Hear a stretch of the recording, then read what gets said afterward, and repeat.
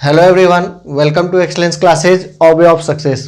दोस्तों, अभी हम लोग CCRS से रिलेटेड मैथ्स के क्वेश्चन देख रहे हैं जो कि काफ़ी यूजफुल है, आप लोग को काफ़ी पसंद भी आ रहा है और आप लोग को समझ में भी आ रहा होगा। और ये सेशन जो आपको अब ये CHSL के लिए भी आपको काम आएगा। अभी जो आपको अपकमिंग एग्जाम CHSL है 2021 का, चाहे आप कंपटीशन का कोई भी एग्जाम ले लीजिए जिसमें अर्थमेटिक पूछे जाते हैं, उसमें आपको काम आएगा। लेकिन मेनली आप इस CHSL के लिए अगर इसको देखते हैं तो आपको एक ही साथ, अगर आपका CHSL भी एग्जाम है तो आपका एक ही साथ दोनों काम होते जा रहा है। ठीक है दोस्तों, और आपको CHSL में एडवांस पूछा जाता है, जो कि इसमें आपको CCRS में एडवांस नहीं पूछा जाता है। तो मैं आपको जल्द ही एडवांस का भी एक सेपरेट वीडियो लेकर के आऊँगा, जो कि आपको CHSL, CGL, MTS, आपको जिसमें भी आपको एडवांस पूछे जाते हैं उसमें आपको उसका यूज हो जाएगा। ठीक है दोस्तों, और इसके अलावा मैं आपसे एक बात और कहना चाहूँगा, अगर आप लोग अभी तक टेलीग्राम चैनल से नहीं जुड़े हैं तो टेलीग्राम चैनल से जरूर जुड़ जाए, क्योंकि आपको कंटिन्यू उस पर क्वेश्चन अब प्रोवाइड करवाया जाएगा। जो भी हम लोग के द्वारा पढ़ाया जाता है या फिर एक्स्ट्रा कुछ भी क्वेश्चन होगा तो वहाँ पे आपको डाल दिया जाएगा आप लोग को सॉल्व करने के लिए। अगर नहीं बनता है तो आप लोग वहाँ बता सकते हैं, तो फिर उसको वीडियो में इंक्लूड करके मैं आपको वीडियो के माध्यम से समझा दूंगा। ठीक है, तो चलिए आप लोग टेलीग्राम का आपको लिंक मिल जाएगा डिस्क्रिप्शन बॉक्स में, वहां से आप लोग ऐड हो सकते हैं। और आपको व्हाट्सएप ग्रुप का भी लिंक मिल जाएगा। वहां पे आप लोग क्या कीजिएगा, आप लोग क्वेश्चन बनाइए, नहीं बनता है तो आप वहां पे शेयर कर दीजिए। ठीक है, तो चलिए देखते हैं आज का जो हमारा पहला क्वेश्चन है। आपको अभी जो न्यू पैटर्न का क्वेश्चन है मैं उसको आपको सॉल्व करवा करके दिखा रहा हूं। देखिए, पहले जो एग्जाम हुआ था उसमें काफी इजी क्वेश्चन पूछा गया था, लेकिन जरूरी नहीं है। जो अभी थोड़ा सा एग्जाम का जो है आपको मैथ्स पूछने का स्टैंडर्ड थोड़ा सा बढ़ गया। ठीक है, थोड़ा सा कैलकुलेटिव क्वेश्चन आजकल पूछने लगा ज्यादा, तो हो सकता है आपसे भी कैलकुलेटिव क्वेश्चन पूछ ले, या हो सकता है जो आपको थोड़ा इजी भी क्वेश्चन दे दे। तो अगर आप थोड़ा सा अप लेवल का क्वेश्चन कर लेते हैं तो आपका जो है माइंड उस तरह से सेट रहेगा, तो आपको इजी क्वेश्चन आ जाएगा तो आपके लिए आसान हो जाएगा। और अगर इस तरह का क्वेश्चन भी आ जाएगा तो आपका प्रैक्टिस किया रहेगा तो आपके लिए भी इजी हो जाएगा। तो और उसके बाद जो मैं आपको रेगुलर क्वेश्चन प्रोवाइड करवाऊंगा वो इजी टू मॉडरेट रहेगा। ठीक है, उसके बाद धीरे धीरे आपको कुछ दिन बाद आपको क्वेश्चन और अच्छे दिए जाएंगे। तो चलिए हम लोग पहला क्वेश्चन देख रहे हैं। आपको हिंदी यहाँ है, इंग्लिश आपको दिख जाएगा।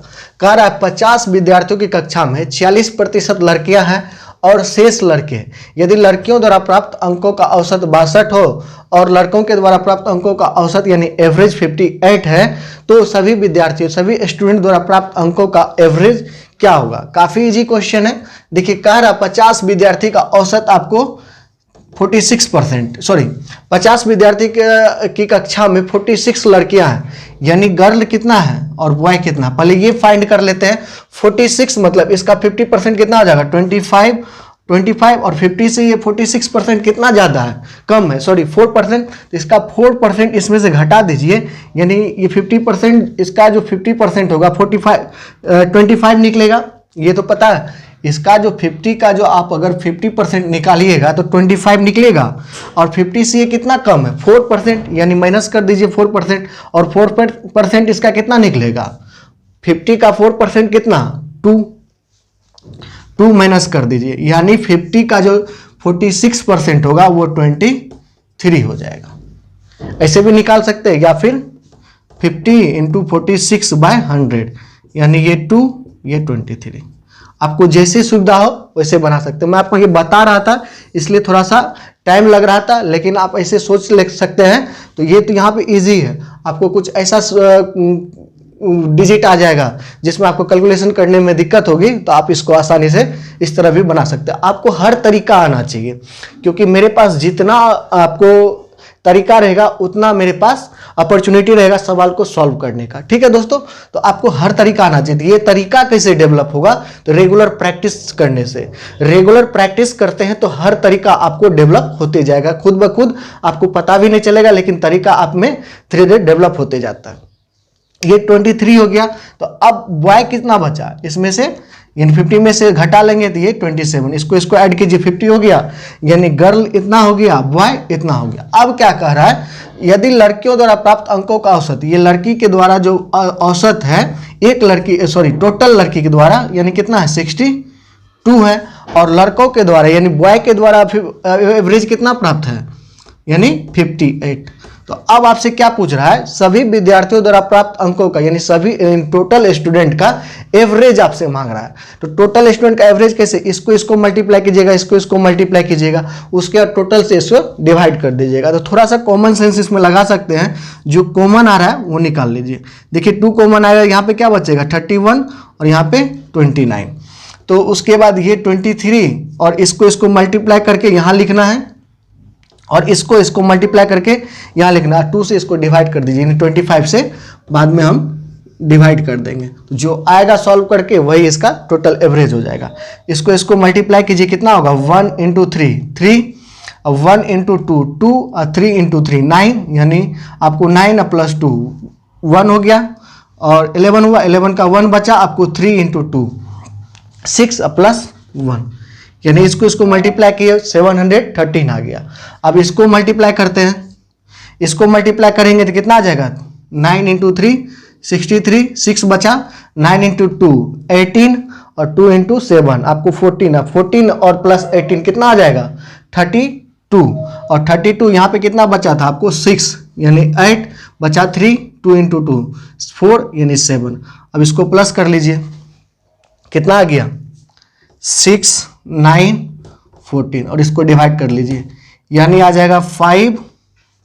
उसके बाद क्या आएगा यहाँ पे 125 घटा लीजिए, यानी 4 2 6, उसके बाद 9, यानी 49 पॉइंट आपको यहाँ पे 25 आएगा 1 2, यानी 8 और 4। ये इतना टोटल एवरेज, अब ये कैलकुलेशन है ये कर लीजिएगा आप लोग, ठीक है। तो ये इतना जो है आपको क्या निकलेगा, टोटल स्टूडेंट का जो है एवरेज निकलेगा। उम्मीद है कि आपको समझ में आ गया होगा। एक बार क्या क्या बताते हैं, देखिए 50 का आपको 46% निकालिए जो कि गर्ल था, उसके बाद जो रिमेनिंग बचा वो क्या हो गया, बॉय हो गया। और एवरेज का हम लोग जानते हैं, देखिए इसमें परसेंटेज और एवरेज दोनों आपको क्वेश्चन में इंक्लूड कर दिया। एवरेज जानते हैं, अगर टोटल एवरेज दिया हुआ है तो टोटल का सम निकाल लेंगे, इससे इसको मल्टीप्लाई करेंगे तो गर्ल जितना उसका प्राप्त अंक जो है गर्ल के द्वारा जितना भी प्राप्त अंक है यानी इतना निकल गया, और बॉय के द्वारा जो अंक प्राप्त है यानी मार्क्स प्राप्त किया गया है इतना निकलेगा। टोटल को ऐड कर लिए तो टोटल मार्क्स निकल गया, और total marks by total student कर देंगे तो वो निकल जाएगा। ये थोड़ा सा आपको टेक्निक है, आप ऐसे सोच सकते हैं तो आपका कैलकुलेशन जो है आसान हो जाएगा। ठीक है दोस्तों, चलिए अब नेक्स्ट क्वेश्चन को देखते हैं। तो चलिए दोस्तों अब हम लोग नेक्स्ट क्वेश्चन को देखते हैं और इसको भी समझते हैं अच्छे से। काफी अच्छा क्वेश्चन है, पहले आप लोग एक बार खुद से ट्राई करो, पहले बनाओ उसके बाद ही सॉल्यूशन देखो, तो इससे ज्यादा आपको बेनिफिट होगा। तो देखिए क्वेश्चन कह रहा है, एक व्यक्ति ने 19% की हानि पर एक वस्तु बेचा, अगर उसने इसे 660 रुपया अधिक में बेचा होता तो उसको 5% अधिक लाभ मिलता। तो ये वस्तु का कीमत आपको 3080 रुपया पे बेचा जाता, सॉरी यदि वस्तु को 3080 रुपया में बेचा जाता तो उसका लाभ प्रतिशत कितना होगा। तो काफी अच्छा क्वेश्चन है, आप इंग्लिश में भी देख लो यहाँ पे। तो यहां देखिए 19% हानि पे वस्तु को बेचा जा रहा है और 5% इसको लाभ कमाना है। अगर 5% लाभ कमाता है तो ये इसको कितना है, या 660 रुपया अधिक इसको कमाना है तो 5% लाभ पे वस्तु को बेचना पड़ेगा। तो ये देखिए मान के चलिए कोई भी वस्तु का कीमत कितना है 100 रुपया है, यानी 19% हानि पे बेचेगा तो इसका कितना 81% आपको इसका विक्रय मूल्य होगा यानी सेलिंग प्राइस होगा। अगर ये 5% अधिक पे बेचेगा तो यानी इसका सेलिंग प्राइस कितना हो जाएगा, ये 105 रुपया। तो अब ये देखिए इस गैप को ये यहाँ 81 से लेकर के यहाँ तक ये जा रहा है, यहाँ तक जाएगा तभी तो ये 660 रुपया इसको लाभ होगा। तो यहाँ तक जाने के लिए इसके दोनों के बीच में डिफरेंस देखिए कितना है 24% का है, 24% का आपको गैप है। तो 24% इक्वल टू कितना हो जाएगा, इतना हो जाएगा। तो इतना करने के बजाय हम लोग क्या करते हैं, डायरेक्ट इस तरह का जब भी क्वेश्चन है इसको और इसको ऐड कर लीजिए, यही ऐड जो है आपको इसके बराबर होता है, यानी 24% इक्वल टू आपको ये 660 हो जाएगा। तो यहां से आपको ये 24% इक्वल टू इतना निकल गया, यानी आपको 1% इक्वल टू कितना निकल जाएगा 660 अपॉन 24, यानी आपको 100%, यानी आपको सीपी निकालने के लिए बोल दिया जाए तो क्या निकालिएगा 100%, यानी मल्टीप्लाई कर देते हैं 660 24 × 100, यानी ये 6 और ये 25, ये आपको 11 0 यहाँ से आपको क्रय मूल्य यानी सीपी टोटल इस वस्तु का जो था वो निकल गया। कितना निकल गया? 2750 रुपया, यानी 2750 रुपीज आपको इसका सीपी निकल गया। तो अब बताइए, और इसका एसपी दिया हुआ, अगर एसपी इतना होता, अगर इतना रुपया में बेचा जाता तो इसको लाभ परसेंट कितना होता? तो अब ये बताइए, सीपी और एसपी, अगर एसपी ज्यादा हो तो आपको क्या होता है? प्रॉफिट होता है, ये आपको पता है। अगर सीपी ज्यादा हो तो इसको क्या होता है? लॉस होता है, लॉस परसेंट। और प्रॉफिट परसेंट इक्वल टू कितना होता है? यानी ये एसपी माइनस सीपी, यानी प्रॉफिट होता है अपॉन सीपी इंटू 100, और यही आपको निकालना है प्रॉफिट परसेंट। इसमें से इसको घटा लीजिए, कितना हो जाएगा? यानी प्रॉफिट परसेंट आपको निकालना है तो कितना हो जाएगा? 0 3 और आपको 3 और अपॉन कितना? 2750 इंटू 100, यानी ये 0 0 कैंसिल, ये 3 और ये आपको 2 5 और ये 4, यानी आपको 12% इसका जो है प्रॉफिट होगा। देखिए, समझाने के लिए मैं आपको इतना बता रहा हूं, अगर आप इस क्वेश्चन को समझ लेते हैं तो आपको ये क्वेश्चन कुछ ही सेकंड में आसानी से बन जाएगा। तो आपको ये समझ में आ गया, अगर 12% निकल गया है तो उम्मीद है आप ये समझ गए होंगे। चलिए अब नेक्स्ट क्वेश्चन को देखते हैं और उसको भी समझते हैं।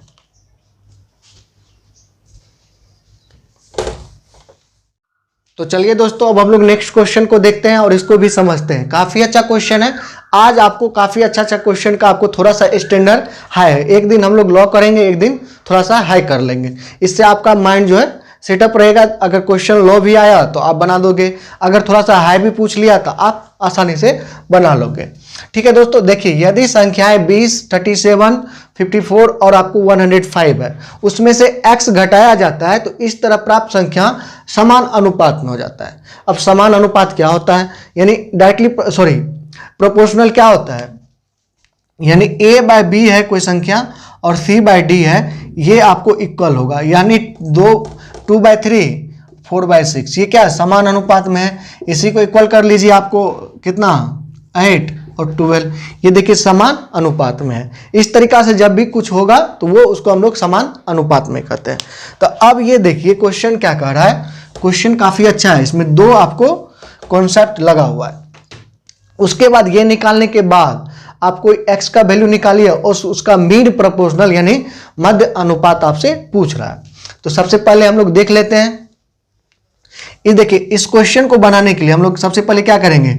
20 माइनस एक्स करेंगे, इस तरीका से अपनाएंगे। लेकिन ये रूल जो है काफी आपको परेशानी कर देगा, तो ये मैं आपको बता देता हूं एक बार थोड़ा सा। 37 माइनस एक्स, 54 माइनस एक्स और आपको 105 माइनस एक्स। तो इतना नहीं करने के बजाय इतना हम लोग को नहीं करना है, क्योंकि इससे आपका टाइम ज्यादा जाएगा। इतना नहीं करने के बजाय करते क्या है, इसको क्रम से हम लोग क्या करते? ए बी और सी डी, इस तरह का जब भी आपको क्वेश्चन है ए बी सी डी और इसमें से x घटाया जाए या x बढ़ाया जाए तो इसको कैसे बनाते? इसको मल्टीप्लाई करते हैं और इसको मल्टीप्लाई करते हैं, यानी a into D minus B into C upon जिसको मल्टीप्लाई किए उसको प्लस कर दीजिए और उसमें से माइनस कर दीजिए जिसको मल्टीप्लाई किए सी। ठीक है दोस्तों, अगर ये सॉल्व करके आपको माइनस भी आ जाए तो उसको प्लस में लेना है, इतना बात याद रखिएगा। अगर सॉल्व करके माइनस में भी आ जाएगा तो उसको हमको प्लस में कन्वर्ट कर लेना, वही संख्या। अगर -8 आ गया तो इसको हम लोग को +8 ले लेना है। ठीक है, तो आपका वो क्वेश्चन सही हो जाएगा। अगर -8 ले लीजिएगा तो फिर आपको दिक्कत होगा। तो आपको सॉल्व करके माइनस x आई या +x आई, हमको लेना क्या है? +x। ठीक है, या आप इसको मॉड ऑफ लगा लीजिए, तो मॉड से कोई भी संख्या जब निकलता है तो क्या होता है? प्लस होता है, अगर 0 से बड़ा होता है। ठीक है दोस्तों, तो ये आप याद रखिए। तो इतना तरीका, अगर इस तरीका से आप लोग यूज करते हैं क्वेश्चन बनाने में तो आपको ये क्वेश्चन आसानी से बन जाएगा। थोड़ा जो आपको वो डिफिकल्ट लगता था उससे आपको ये आसानी से बन जाएगा। इतना सिर्फ दिमाग में रखना, ये आपको जब क्वेश्चन बनाइएगा ये लिखने का जरूरत नहीं। तो ये देखिए 20 है, 37 है और आपको 54 है और 105 है, तो इसको मल्टीप्लाई करना है, इसको मल्टीप्लाई करना। मल्टीप्लाई कर दीजिए 105 इंटू 20 और माइनस आपको 37 इंटू 54 और अपॉन इसमें से इसको घटा लीजिए, कितना आ जाएगा 5, सॉरी इसको प्लस करना है ना, यहाँ पे प्लस है, यानी 125 अब माइनस आपको ये 1 और 9, इतना आ गया, समझ रहे होंगे, इतना आ गया। तो अब क्या करना है, अब इसको देखिए 2 कॉमन आ रहा है, 2 कॉमन निकाल लीजिए और आपको यहाँ पे क्या बच गया 15 इंटू 10 अब माइनस आपको 37 इंटू आपको 27 अपॉन कितना बचेगा, ये आपको देखिए 5 4 और 3 यानी आपको 34, ये आपको हो गया 17 आ गया। इसको मल्टीप्लाई करके डिवाइड कर लीजिए, तो अब देखिए ये आ गया 1050 और इसको मल्टीप्लाई कीजिएगा तो ये मल्टीप्लाई कैसे होता है, इसको मल्टीप्लाई करते हैं 9 4 बचा, इसको और इसको मल्टीप्लाई कर देते हैं, तो इसको मल्टीप्लाई कीजिए, सॉरी इसको और इसको मल्टीप्लाई कीजिएगा तो कितना होगा 14 और इसको मल्टीप्लाई कीजिएगा कितना होगा 21 और 21 और 14 कितना हो जाएगा आपको 35 और 35 में ये 4 ऐड कर दीजिए, यानी कितना आ गया, यानी 3 बचा और आपको ये 3 इंटू 2 6 और 3 9, यानी इसको मल्टीप्लाई कीजिएगा तो इतना आया अपॉन 17। यहां से आपको डायरेक्ट ये x का वैल्यू, ये जो मैं आपको बताया था a इंटू डी और माइनस b इंटू सी ए प्लस डी अब ए बी प्लस सी, ये आपको डायरेक्ट x का वैल्यू आएगा, चाहे प्लस में आए या माइनस में, हमको लेना क्या है प्लस में, ठीक है। तो ये आ गया, अब इसको घटा लीजिए 1 और ये आपको कितना आ गया 4 5 यानी 17, यानी आपको x का जो वैल्यू है, यहाँ पे तो प्लस में ही आ गया, तो x का वैल्यू क्या निकल गया 3। अब क्वेश्चन आपको जो कर रहा है वो कर लेना हम लोग को, यहाँ से x का वैल्यू आपको 3 आ गया। यहाँ तक आप समझ गए होंगे। अब क्वेश्चन कुछ और कह रहा है, यहाँ तक आप समझ गए होंगे उम्मीद है, अगर समझ गए तो आप यस जरूर लिखिएगा कमेंट में। अब देखिए इसको हटाते हैं, अब कह रहा है थोड़ा सा यहाँ कुछ समझाना है, x इक्वल टू आपको 3 आ गया, ठीक है। अब देखिए जो यहाँ पे मीन प्रोपोर्शनल निकालने के लिए बोल रहा है, कोई संख्या है, अगर आपको देखिए x हो y हो और z हो, इसका मीन प्रोपोर्शनल क्या होता है, मीन मतलब मध्य का समानुपात, और समानुपात मतलब क्या होगा x अपॉन y और y अपॉन z, यानी ये जो मीन प्रोपोर्शनल होगा यानी y square equal to X Z, यानी y equal to root under X Z, ये डायरेक्ट मीन प्रोपोर्शनल का फॉर्मूला होता है। अगर 3 संख्या माने हैं तो मीन प्रोपोर्शनल ये होगा, अगर यहीं पे x y z और m होगा और आपको तीसरा अनुपात मांगेगा तो ये x upon y z upon m, यानी क्या निकालना है ये z, यानी z equal to x into m upon आपको y। इस तरह से हम लोग फॉर्मूला रटते हैं एक, जैसे a b c या d, अगर मीन प्रोपोर्शनल मांगता है इस तीनों में तो B square equal to A सी लिखते हैं, या फिर सी निकालने के लिए बोला जाता है हम लोग को तो ए इंटू डी अपॉन आपको सी क्या करते हैं ए बाय बी और सी बाय डी, सी निकालना है तो ए यानी आपको यहाँ पे बी करते हैं। ये 2 फॉर्मूला आपको ध्यान में होगा, अगर ध्यान में नहीं है तो यहाँ से याद रखिए। अगर तीसरी अनुपात निकालने बोले तो A into D upon B, और अगर आपको मध्य अनुपात निकालने बोले तो B square upon equal to A C होता है, ठीक है। चाहे आप फॉर्मूला याद रखे नहीं रखे कोई दिक्कत नहीं है, आपको जो निकला है मैं आपको थोड़ा सा देखिए यहाँ पे बताते हैं, आपको फॉर्मूला नहीं भी याद रहेगा तो आप क्वेश्चन आसानी से बना सकते हैं। तो यहाँ देखिए क्या हो रहा है, 3 वैल्यू निकला इसका 3 7 में रख, यहाँ x के मान वैल्यू रख दीजिए, यानी 21 और 21 में से 5 जाएगा कितना आएगा 16, और यहाँ पे रखिए यानी 6, और इसका मीन आपको क्या बोल रहा है मध्य अनुपात निकालने के लिए, मध्य अनुपात निकालने के लिए बोल रहा था, क्या हो गया यानी 16, यानी कोई ये बीच में होगा कोई संख्या, बीच में कोई संख्या होगा 16 बाय एम मान लेते हैं इक्वल टू एम बाय 6, यानी एम स्क्वायर इक्वल टू यहाँ पे 6 नहीं यहाँ पे 4 होगा, ठीक है, यहाँ पे 4 होगा, तो एम स्क्वायर इक्वल टू कितना आ गया 16 इंटू 4, तो एम इक्वल टू आपको 4 इंटू 2, यानी आपको डायरेक्ट 8 निकल गया। आप डायरेक्ट यहाँ से ऐसे भी निकाल सकते थे, आपको पता था ये फार्मूला a इंटू सी होता है, ठीक है। तो यहाँ से आपको 4 इंटू 2 यानी आपका ऑप्शन नंबर ए हो गया। उम्मीद है आप इसको समझ गए होंगे। चलिए अब आज का नेक्स्ट क्वेश्चन देखते हैं। तो चलिए दोस्तों अब हम लोग नेक्स्ट क्वेश्चन को देखते हैं और इसको समझते हैं। क्वेश्चन क्या है, 73 पे पावर 3 माइनस 40 पे पावर 3 माइनस 33 पे पावर 3 के गुणनखंडों की संख्या यानी टोटल फैक्टर्स की संख्या आपको मांग रहा है। तो काफी अच्छा क्वेश्चन है, एक बार आप खुद से कोशिश करें सॉल्व करने की। अगर सॉल्व हो जाता है तो बहुत अच्छी बात है, नहीं होता है तो आपको जो मैं बताऊंगा तो आपको अच्छे से समझ में आएगा। तो सबसे पहले ये समझिए फैक्टर्स क्या कहते हैं। फैक्टर्स किसको कहते हैं? अगर मान के चलिए कोई 20 संख्या है, 20 है और 20 का फैक्टर्स क्या क्या हो सकता है, 1 हो सकता है, 2 हो सकता है। फैक्टर्स मतलब इसको जो डिवाइड करे, ऐसा संख्या जो इसको डिवाइड करे, ठीक है। तो ये 4, 5, 10 और 20 टोटल कितना फैक्टर्स हुआ इसका 6।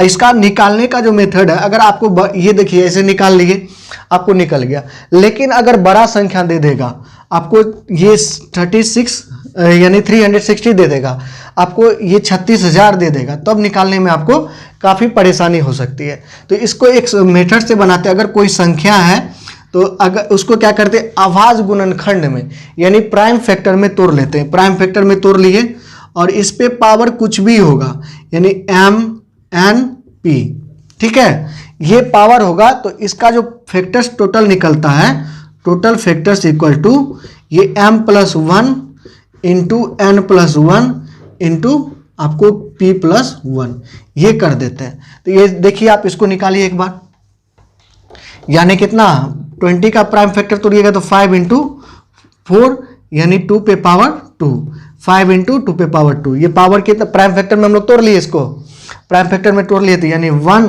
1 2 और 2 + 1 3 यानी 6।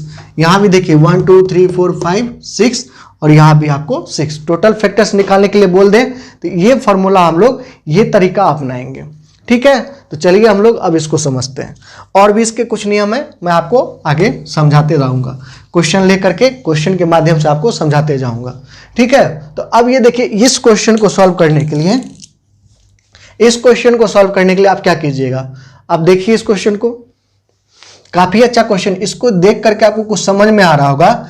अच्छा बताइए a + b + c = 0 हो तो a³ + b³ + c³ = क्या होता है 3abc होता है, ये याद रखिएगा। ये होता है a + b + c = 0 तो a³ + b³ + c³ = 3abc होता है। तो यहां से देखिए इसको ऐड कीजिए, इसमें से घटा लीजिए, 0 हो रहा है यानी a - b - c = 0 हुआ तो a³ - b³ - c³ = 3a - b × -c। तो ये माइनस प्लस हो जाएगा यानी 3abc हो जाएगा, ठीक है। तो अब इसको इस फॉर्म में लिख लीजिए। तो यहां क्या आ गया 3 × 73 × आपको 40 × 33। अब सारा को क्या करना है, प्राइम फैक्टर में तोड़ना है। किसका क्या करना है, प्राइम फैक्टर में। ये देखिए प्राइम नंबर ये है ही और ये है, ये आपको इवन है, इसको प्राइम फैक्टर में तोड़ लीजिए। 40 को क्या लिख सकते हैं 5 × 8 यानी 2 पे पावर 3 और ये 33 को क्या लिख सकते हैं 11 × 3। सब आपको प्राइम फैक्टर में टूट गया। तो अब इसको क्या करते हैं, यानी आपको 3 × 73 यहाँ 3 2 है, इस पे 2 लिख दिए, आपको 5 × 2 पे पावर 3। अब जिसका भी पावर जितना उसमें एक ऐड कर करके मल्टीप्लाई करते चलते हैं यानी 3 × 2 × आपको 2 × 4 यानी कितना 6 2 12, यहाँ पे 11 छूट गया है तो यहाँ पे 2, ठीक है दोस्तों। तो अब ये देखिए 6 × 2 कितना आ गया 12, 12 + 2 24 है, 24 × 4 यानी 96। उम्मीद है कि आप इसको समझ गए। अगर समझ गए तो आपको ये क्वेश्चन कभी आए तो आप आसानी से उसको बना लीजिएगा। उम्मीद है आपको इस तरह का क्वेश्चन पूछ दे तो इसीलिए हम लोग सारे टाइप का क्वेश्चन देख रहे हैं, और जितने भी अभी न्यू टाइप के क्वेश्चन पूछे जा रहे हैं मैं आपको उसका सॉल्यूशन करवाते जा रहा हूं। तो आप लोग मेरे बनाने से पहले भी क्वेश्चन को सॉल्व करने की कोशिश कीजिए। देखिए अब एक दो क्वेश्चन आप देख लेते हैं ऐसे भी।